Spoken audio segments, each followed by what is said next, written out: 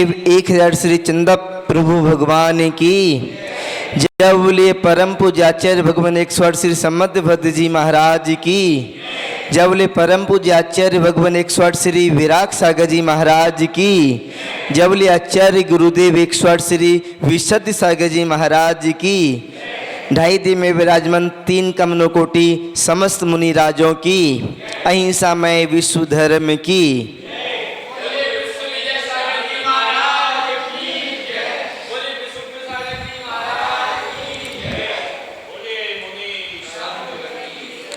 कल अपना हुआ था कि कोई सम्यक दृष्टि जीव होता है तो सम्यक दृष्टि जीव किसी प्रकार के भय से, डर के द्वारा या किसी आशा से या किसी स्नेह से, प्रेम से या किसी प्रकार के लोभ से कुदेव, कुगुरु और कु आगम को नमस्कार नहीं करता है।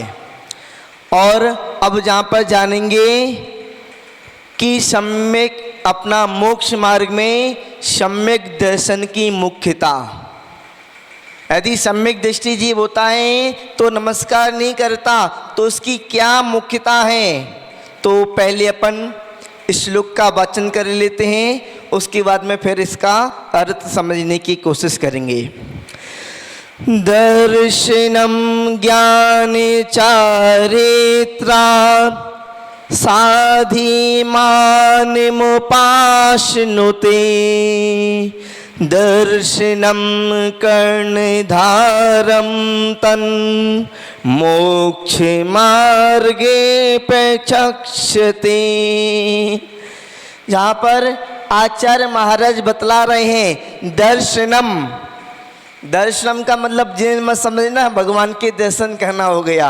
कई लोग क्या समझते हैं दर्शन प्रतिमा का मतलब भगवान के दर्शन करने का नियम ले लिया तो हमारी दर्शन प्रतिमा हो गई। ऐसा नहीं है।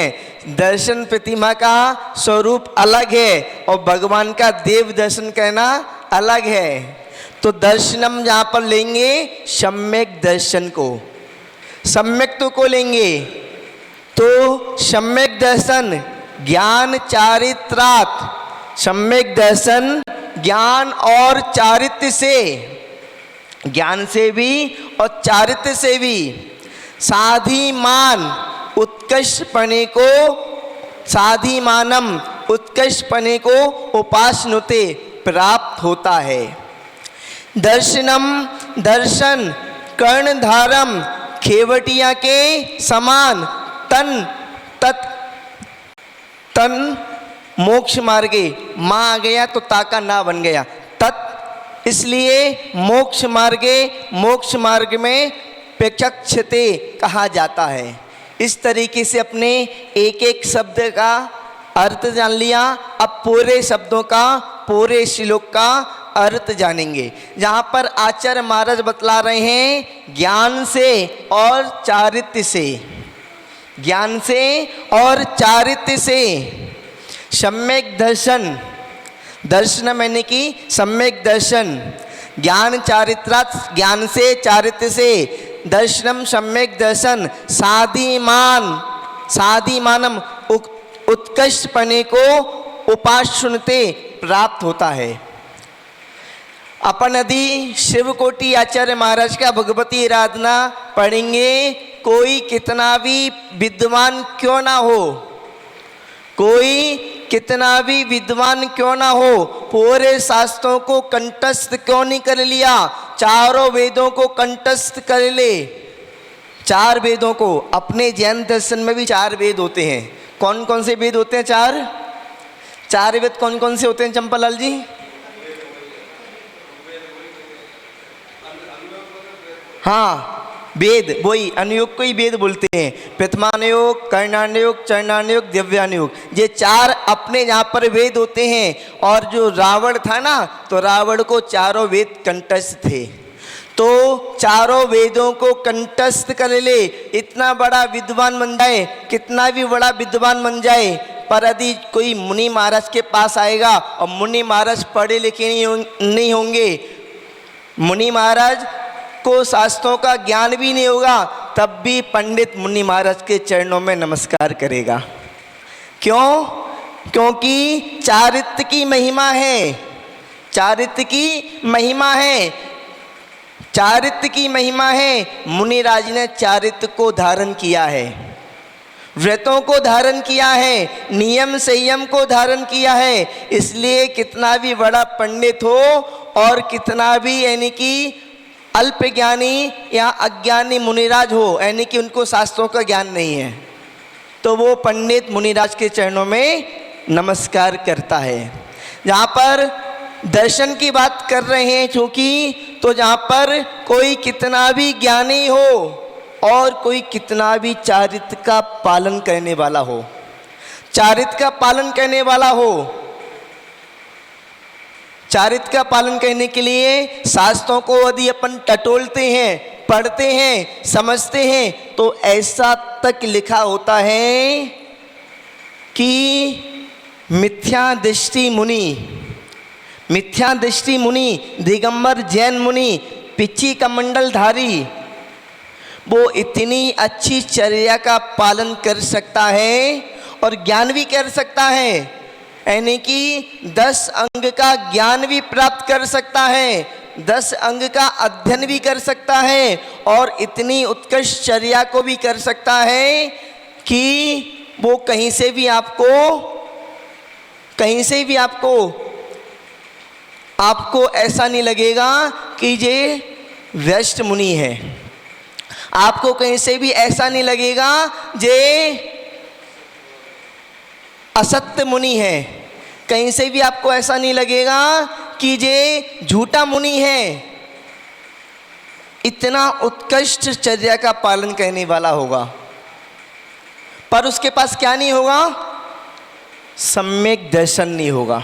सम्यक दर्शन नहीं होगा, सम्यक दर्शन नहीं होगा तो वो किस में होगा? मिथ्यात्व में होगा, मिथ्यात्व में होगा, पहले गुण स्थान में होगा,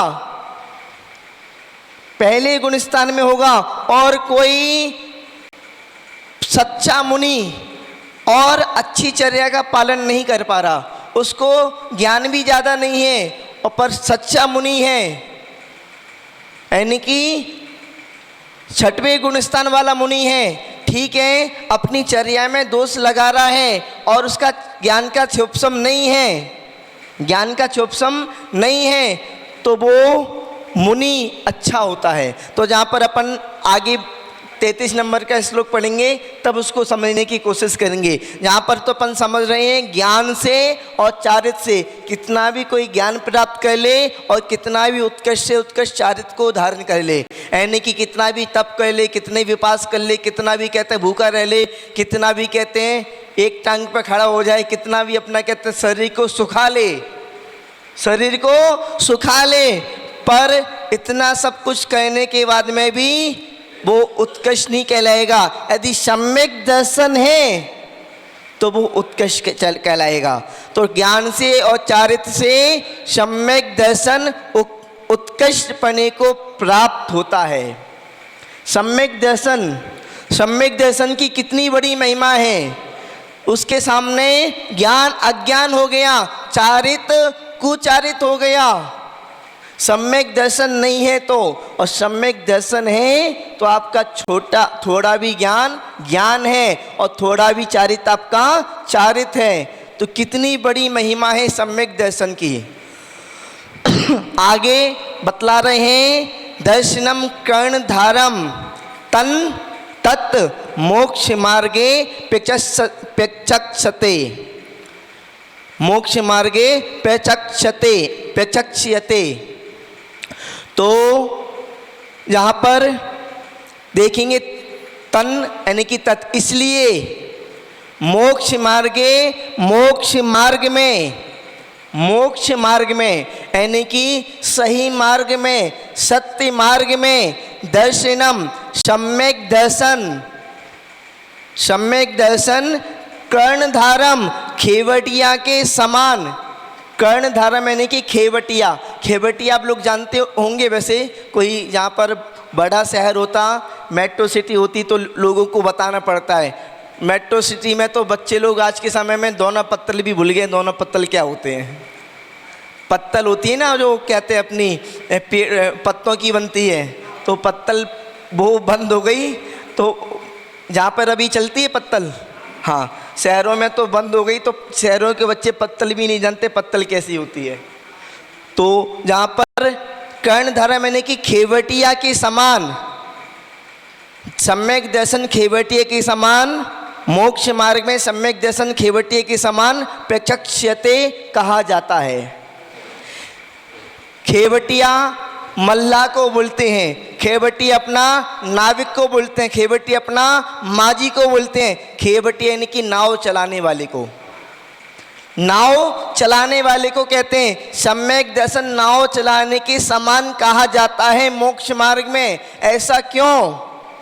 यदि मान लो पानी, एक नदी है, नदी में पानी है, नदी में पानी है, ज्ञान रूपी पानी है, नदी में नाव है चारित्र रूपी, पर नदी में पानी है, नाव है, पर नाव को चलाने वाला कोई नहीं है। नाव को चलाने वाला कोई नहीं है, तो वो नाव कहाँ पर जाएगी? उस समुद्र में, यदि समुद्र में भी देखें, समुद्र में पानी है, नाव है, पर नाव चलाने वाला नहीं है, तो नाव कहीं नहीं जा सकती, ऐसी तैरती रह जाएगी। और यदि वहाँ पर अपने पास ज्ञान रूपी जल है, चारित्र रूपी नाव है, और उसमें सम्यक दर्शन रूपी खेवटिया नाव चलाने वाला नाविक बैठा हुआ है, तो वही नाव भव समुद्र से, संसार समुद्र से पार हो सकती है, अन्यथा नहीं हो सकती। केवल जल और केवल नाव नहीं, नाव चलाने वाला होना चाहिए। ऐसे ही सम्यक दर्शन में, अपने मोक्ष मार्ग में सम्यक दर्शन होना चाहिए। आपके पास ज्ञान है, चारित्र है, सम्यक दर्शन नहीं है, तो आपका मोक्ष मार्ग अभी प्रारंभ नहीं है। इस तरीके से अपना 31 नंबर का श्लोक हुआ। एक बार और समझ लेते हैं। ज्ञान और चारित्र से दर्शन, सम्यक दर्शन उत्कृष्ट पन्ने को प्राप्त होता है, इसलिए मोक्ष मार्ग में सम्यक दर्शन खेवटिया के समान कहा जाता है। अब 32 नंबर का श्लोक समझते हैं। 32 नंबर का श्लोक में, 32 नंबर के श्लोक में बताया है सम्यक दर्शन की मुख्यता का कारण। अभी बताया था मोक्ष मार्ग में सम्यक दर्शन की मुख्यता, अब बतला रहे हैं सम्यक दर्शन की मुख्यता का कारण। तो क्या कारण है सम्यक दर्शन की मुख्यता का? तो श्लोक को पढ़ते हैं, उसके बाद में उसका अर्थ को समझते हैं। विद्या वेतस संभूति स्थिति विद्धि फलोदया नासन्त्य सति सम्यक्त्वे बीजाभावे तरोरेव। जहाँ पर बतला रहे हैं विद्या, आचार्य महाराज समदभद्र जी महाराज तार्किक महाराज थे। उनको एक एक शब्द के कईयों पर्यायवाची नाम आते थे। उन्होंने यहाँ पर सम्यक दर्शन के भी कईयों नाम अलग अलग श्लोक में अलग अलग पर्यायवाची नाम लिखे हुए हैं। जहाँ पर विद्या का मतलब होगा ज्ञान, सम्यक ज्ञान, वृत्तस्य वृत्ति, आचरण यानी कि चारित्र। सम्यक ज्ञान और सम्यक चारित्र, संभूति यानी कि उसकी उत्पत्ति। सम्यक ज्ञान की और सम्यक चारित्र की उत्पत्ति कैसे होगी?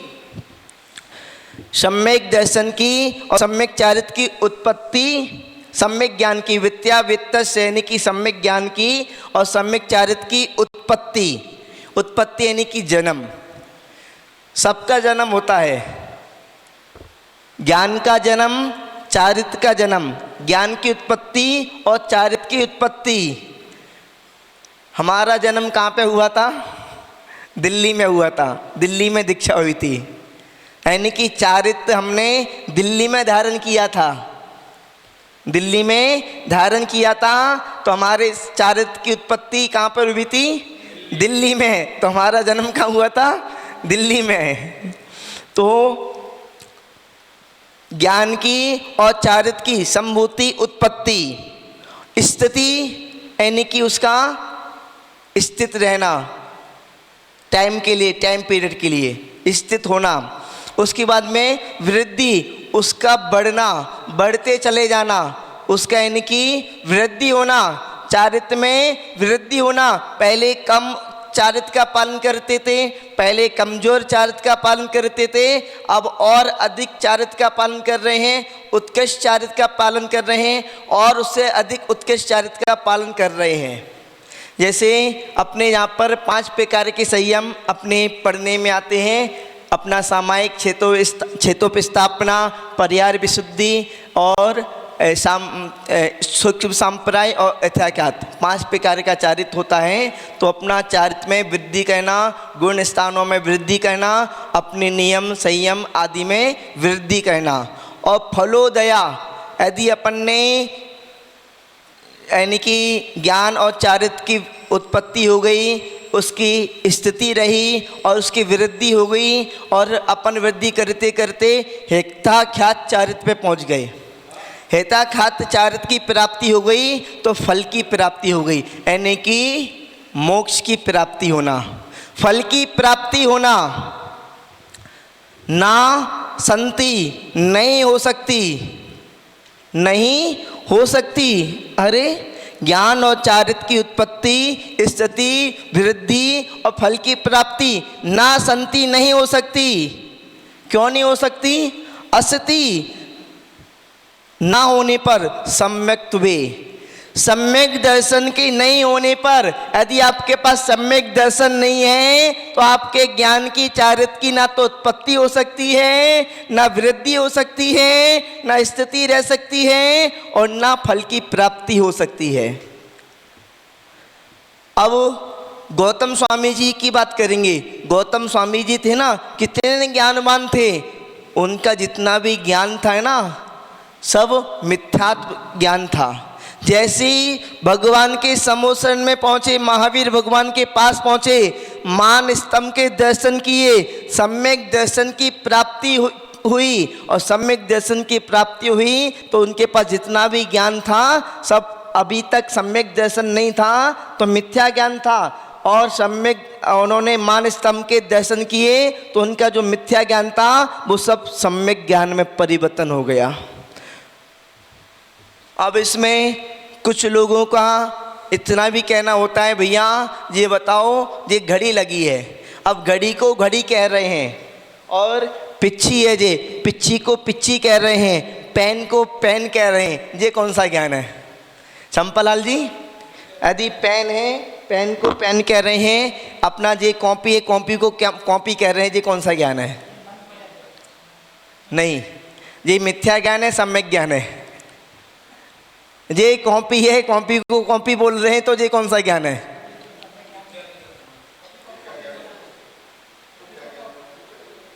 ये कॉपी है, कॉपी को कॉपी बोल रहे हैं, ये कौन सा ज्ञान है? सम्यक ज्ञान है। और यदि अपने पास सम्यक दर्शन नहीं है तो बिना सम्यक दर्शन हुए सम्यक ज्ञान नहीं हो सकता। बिना सम्यक दर्शन हुए सम्यक ज्ञान नहीं हो सकता।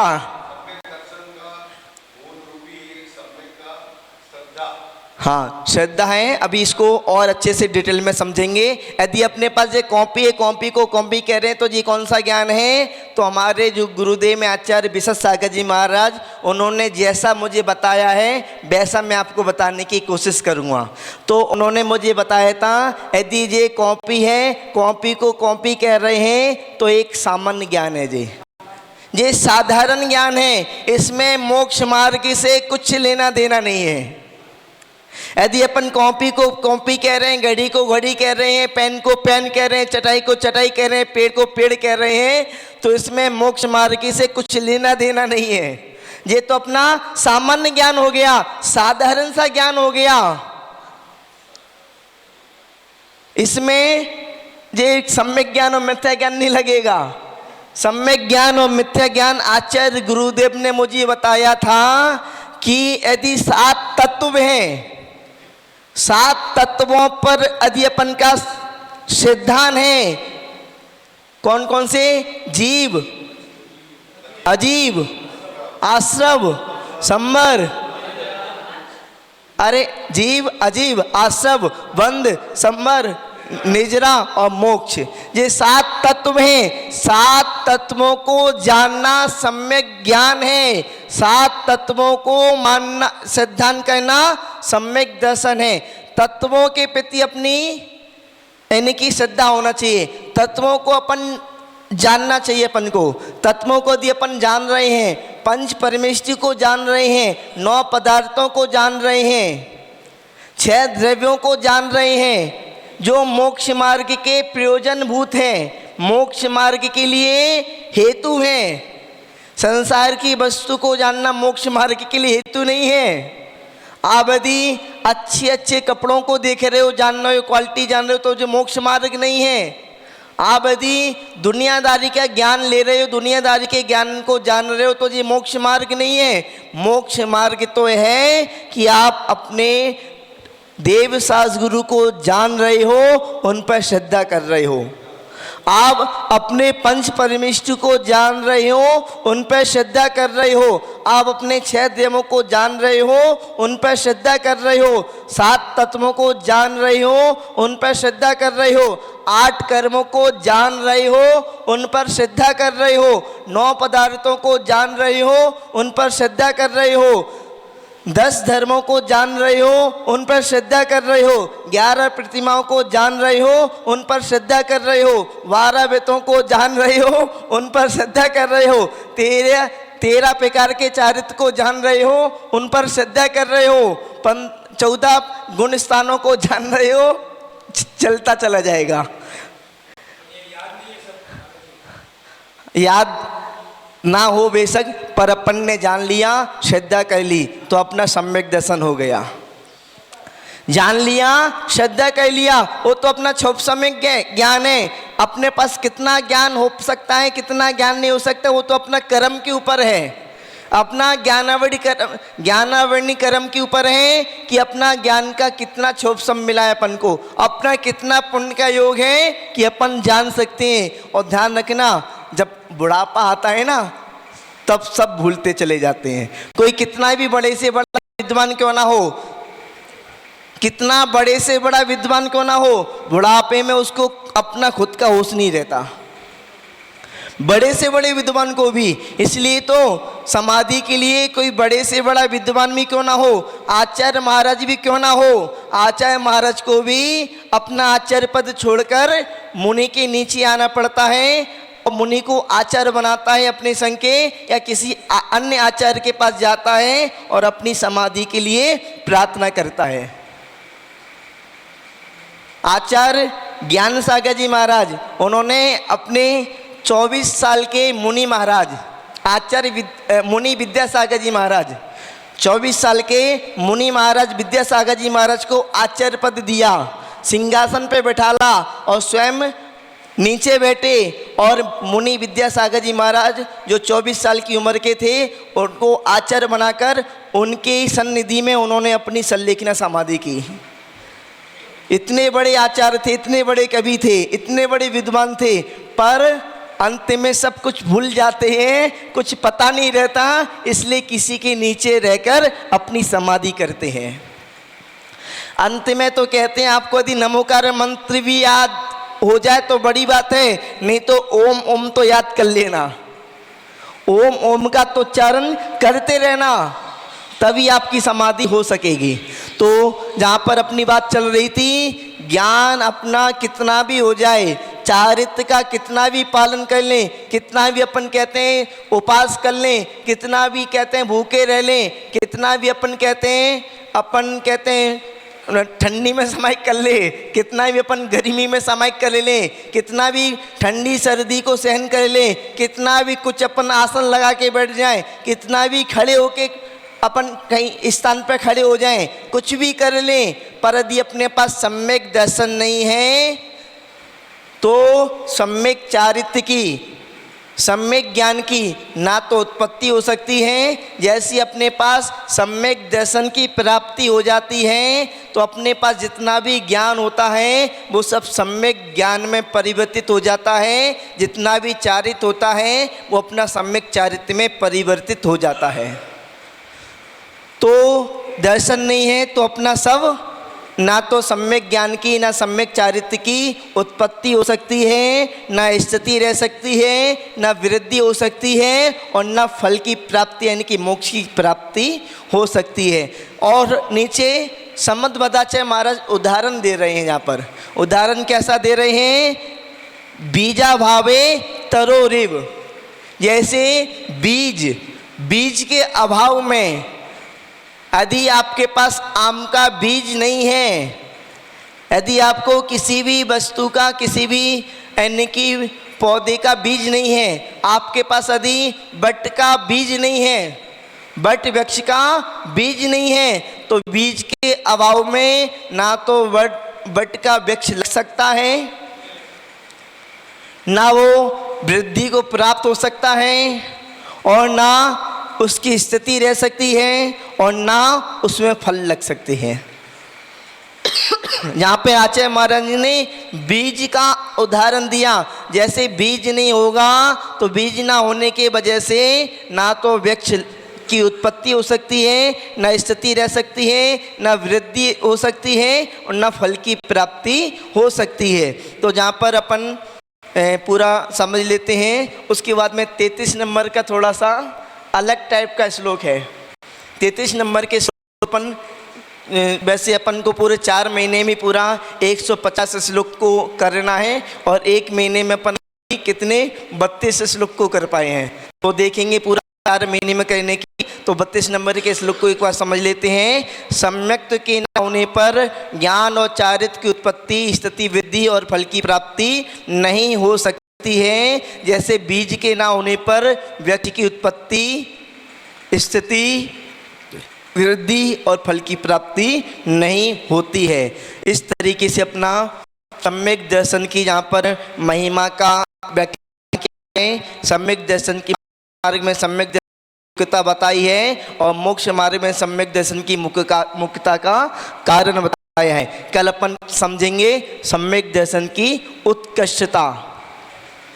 इस तरीके से अपना आज 31 और 32 नंबर का श्लोक पूरा हुआ। जय बोलिए एक श्री प्रभु भगवान की।